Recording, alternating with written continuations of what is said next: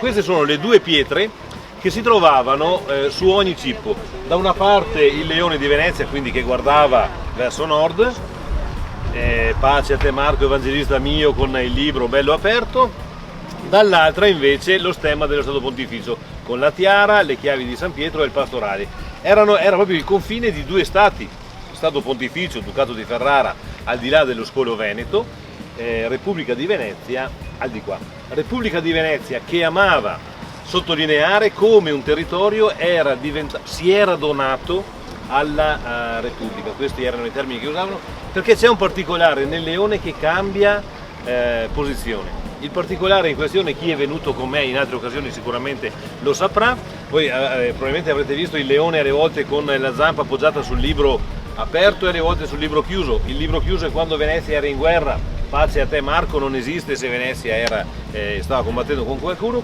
Il particolare che cambia è, cosa può essere che cambia, che indica se una città è stata conquistata o si è donata volontariamente alla Repubblica di Venezia? Cambia la posizione della coda.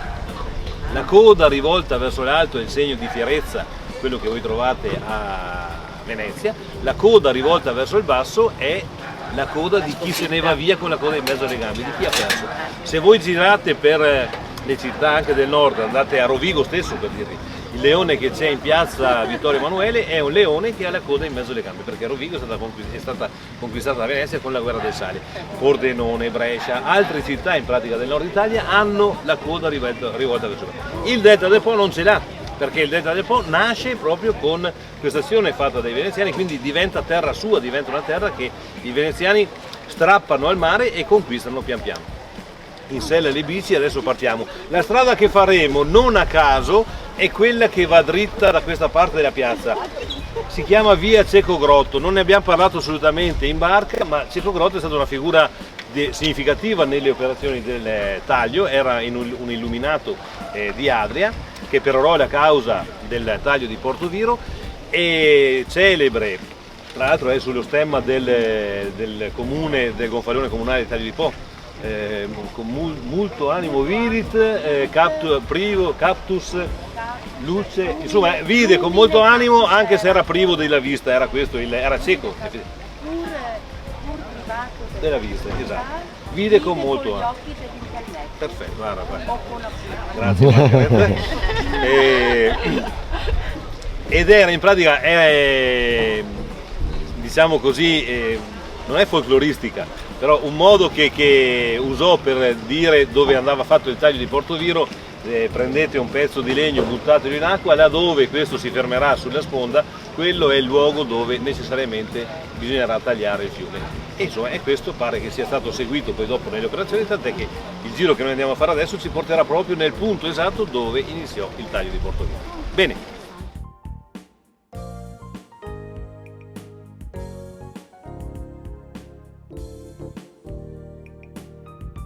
Vi dicevo, venite da questa parte perché ci dà modo di vedere quella che era l'idrografia di allora. Tenete presente che le cartografie un tempo erano disegnate sulla volontà di chi commissionava. Quando i veneziani spingevano per poter avere l'autorizzazione dal Papa o dagli estensi per fare il taglio di Portoviro, le cartografie che rappresentavano vedevano nella zona di Rosolina un accrescimento esagerato, cosa che non si era mai verificato. Però insomma, questo ci dà comunque modo di vedere com'era diverso il delta di un tempo rispetto a quello di oggi. Il taglio del Po, eccolo qui. Questo era il vecchio ramo, quello che incontreremo più tardi, che andava su completamente a nord. Per darvi il paragone, questo coincide con questo. E questa parte su è tutta quella parte che qui non è raffigurata perché va tutta nella zona verso l'Adige, insomma, che è Porto di Brondo, vedete, Chioggia, Porto di Fossone. Porto Fossone era, ancora oggi, Porto Fossone è la darsena che c'è alla foce dell'Adige. Fossis era una delle mansio romane che si trovavano lungo la via Popiglia, era questa strada che partiva da Ravenna, da Rimini e arrivava fino ad Aquileia, e lo faceva costeggiando il mare, e questa strada passava qui in pratica, dietro, all'altezza di Cazin, San Basilio, anzi no, proprio la via San Basilio. E infatti a San Basilio c'era una mansio romana, una stazione di sosta, era la stazione di Adriani perché si entrava nel municipio romano di Adria, quella successiva era Sette Mari ed era più o meno nella zona di Taglio di Donada, lo dico per i locali, però era dall'altra parte del fiume, insomma, e l'altra era a Rosolina, dove è stata trovata la villa romana, vicino a Ponte Rantimo, insomma è la strada che porta dal Volto fino all'Oreo, insomma in mezzo alla campagna. Ecco, e questi erano poi i rami che il fiume aveva, le diramazioni che il fiume aveva. Nel momento in cui viene deviato il Po, inizia a creare questa terra qui, che poi pian piano diventa tutta questa che vedete qui. E noi il territorio nostro lo definiamo una terra giovane perché se la via Popiglia correva qui 2000 anni fa, correva dietro le dune in riva al mare, vuol dire che tutta la terra che c'è da qui fino al mare di oggi non ha più di 2000 anni. 2000 anni sono un'esagerazione per noi, per la terra che di anni ne ha 4 miliardi e mezzo, è uno schioppo di dito. E quindi insomma, ma questo vale per Taglio di Po, Porto Viro, per Porto Tolle, che è la terra che si è formata dopo il taglio di Porto Viro. Queste terre hanno meno di 400 anni. 400 anni di terra che si sono formati, 400 anni in cui si sono formati 20 km di pianura, una media di 50 km, di 50 metri l'anno, e questi 50 metri rendono in pratica comprensibile quel detto che si usa ancora da noi, è più che altro riferito a chi beve molto, mangia molto, però era quando i veneziani vendevano le terre, vendevano la terra e 3 onde in mare, perché nel giro di pochi anni, là dove si frangevano le onde, sarebbero diventate terre da bonificare di proprietà della famiglia veneziana che gli era davanti. Quindi ecco dove nasce questo detto, oppure erano anche i paroni comanda 3 onde in mare, però insomma c'era questo modo curioso di definire le terre che si stavano formando. Guardate un po', la Sacca di Goro è qui sotto. Sì. Nel 1600 la Sacca di Goro era qui. Cioè fate conto di tirarla indietro questa terra, proprio di tirarla indietro. Nel 1600 la Sacca era qui proprio davanti al castello di Mesola e alla cinta muraria di Mesola. Nella cinta muraria di Mesola in mezzo c'era il Torre dell'Abate, che era la chiavica che gli estensi utilizzavano per far defluire le acque al mare, e da questa parte invece c'è Cavendramin. Sono 2 esempi di bonifica, quelli che proprio sono serviti in tempi diversi a bonificare queste terre.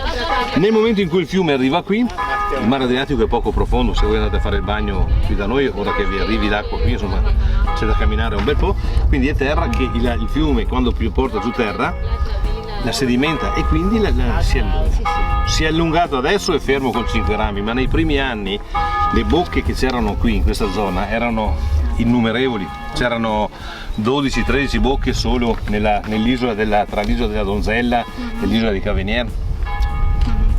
Per darvi un'idea anche di quanto il fiume sia mutevole ancora, dopo che i veneziani fanno il taglio di Porto Viro, il fiume continua a salire verso nord, scende un po' ma poi sale verso nord. Questo ramo qui si chiama Po di Maistra. Sì. Se voi lo vedete adesso è largo, da qui è il segnale, no, il faro è qua, il faro è Punta Maistra. Il faro di Punta Maistra confonde, non è legato al Po di Maistra, è sul ramo maestro del Po. Il Po di Maistra si chiamava così perché è stato per un paio di secoli il ramo principale. Se voi vedete una foto aerea del delta, questa parte qui, questa sezione qui del fiume è larga quanto questa. Se voi vedete invece dal vivo quanto è grande il fiume, questo qui sembra un fosso rispetto a questo, nel senso che è un decimo nemmeno rispetto a perché proprio la propensione del fiume era naturalmente quella di andare verso nord. I veneziani, dopo aver chiuso questo, alla fine del Settecento chiudono anche questo, è l'ultima azione che faranno nel territorio, ed è da allora che il fiume è iniziato ad andare così e pian piano si sono chiusi i vecchi rami fino ad arrivare alla situazione attuale che ha Po di Goro, Po della Donzella, Po di Maistra, Po di Tolle, Po di Venezia, i suoi 5 rami. Se voi guardate sui libri di testi invece ne trovate ancora 7, quando andavo su io erano 7. Infatti lo portavano col bocca 7, però il 7 insomma, diciamo che si può arrivare, e anche molti testi scientifici, anche su pubblicazioni serie, tante volte ne vengono riportati 7, perché vengono contemplati ancora il Po di Volano, vicino all'abbazia di Pomposa, che non è più alimentato in maniera naturale, e l'altro è il Po di Levante. Il Po di Levante è quello che parte dal bacino, abbiamo navigato davanti l'altra sera, sì. Perché c'è questo manufatto e qui c'è un canale che porta dentro l'acqua. Senza questi due manufatti l'acqua del fiume non entrerebbe mai in quei corsi d'acqua, ecco perché non possono essere considerati facenti parte del delta idrografico. Mentre questo e questo è il caso che determina che una goccia d'acqua, una bottiglia di plastica vada giù da una parte oppure dall'altra. Quindi... Mi chiedo scusa, quindi il taglio è venuto qui e prima il Po andava? Il Po andava su così, okay, andava su così. Questa era la vecchia qua, Valle Casone Bocca Vecchia. Queste vie, insomma, sono toponimi che indicano. Che si è completamente fermato questo. Si è pian piano interrato, chiuso quando i veneziani, dopo una ventina d'anni da che avevano fatto il taglio di Portoviro, in sfregio quello che avevano concordato con lo Stato Pontificio, chiudono il vecchio ramo del Po, perché il fiume continuava a salire, anche se avevano fatto il taglio, non era l'acqua così copiosa da andare giù, anzi continuava ad andare su, e allora hanno dovuto soccorsi ai ripari. L'hanno interrato. Perché l'accordo? No, si interra da solo. Il Papa, quando i veneziani ottengono l'autorizzazione, diciamo così, a fare il taglio di Portoviro, lo ottengono con due indicazioni del Papa: di non danneggiare le terre di Sua Santità, e l'altra era quella di non chiudere il vecchio ramo. I veneziani questa cosa la assicurarono, poi dopo gli eventi che si sono creati li hanno indotti a operare in maniera diversa. Sì, sì.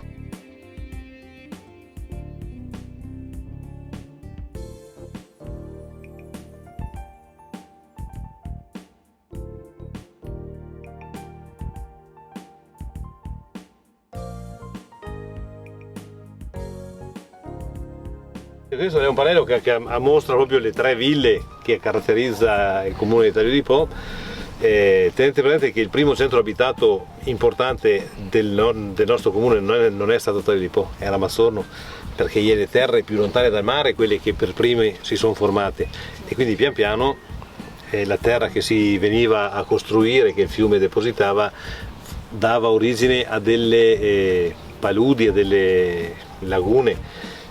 Ci tengo a sottolinearlo, lo dicevo prima ad alcuni di voi, quando questi palazzi vengono costruiti non sono palazzi così in ordine davanti alla campagna, così ordinati.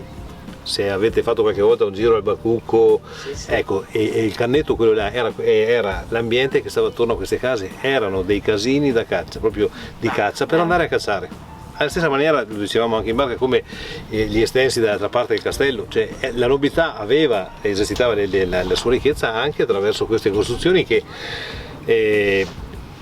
possiamo dire stonavano probabilmente rispetto a tutto quello che c'era attorno. In alcuni casi, per fortuna, sono rimasti dei gioiellini che raccontano la magnificenza di allora, no? E quindi il Taglio di Po ne ha tre, non ci sono molte. Sebbene in Veneto e in Friuli ci siano più di 4.700, mi pare, ville venete, il nostro territorio ne ha molto poche, perché è un territorio... Riprendilo, va, vieni chi ti riprende, adesso, dai! Ciao! Dicevamo, è molto giovane, quindi in molti casi non c'era neanche più la Repubblica di Venezia. Taglio di Po è uno dei pochi esempi, perché dalle altre parti, Portoviro, così, a parte Villa Carrer, insomma non ci sono grandi insediamenti in questo senso.